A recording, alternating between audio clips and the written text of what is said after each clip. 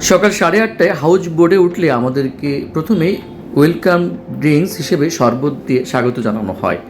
তারপরেই আমাদেরকে সকালের নাস্তা হিসেবে খিচুড়ি ভুনা, ডিম, এক টুকরো মুরগির মাংস দেওয়া হয়। এরপরেই লাল চা। দুপুর 12টায় আমাদেরকে নাস্তা হিসেবে আম এবং চা দেওয়া হয়। দুপুরে লাঞ্চ হিসেবে আমরা খেয়েছিলাম সাদা ভাত, রুই মাছ ফ্রাই, আলু ভর্তা, মুরগির মাংস এবং সবজি। রাতের ডিনারে আমরা খেয়েছিলাম ছোট মাছের চচ্চড়ি এবং হাঁসের মাংস। পরবর্তী দিন সকালে আমাদের নাস্তার মেনুতে ছিল আখনি। এটিকে স্পেশালি বজরা আখনি বলে, অনেকটা তেহারির মতো। এটার মধ্যে ছোট ছোট মুরগির মাংস, সাথে বেগুন ভর্তা। দুপুর 12টায় নাস্তা হিসেবে দিয়েছিল পেয়ারা মাখা।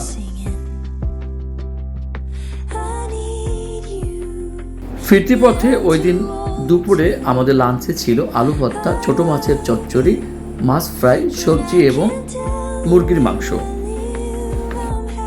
ফেরার পথে বিকালে নাস্তায় ছিল পাস্তা এবং দুধ চা। এরপর সন্ধ্যা 6টায় আমাদেরকে মল্লিকপুর ঘাটে নামিয়ে দেওয়া হয়। মেনুতে নির্ধারিত প্রতিটি খাবারের মান ছিল অত্যন্ত চমৎকার এবং মজার। সবাই খুব তৃপ্তি করে খেয়েছে।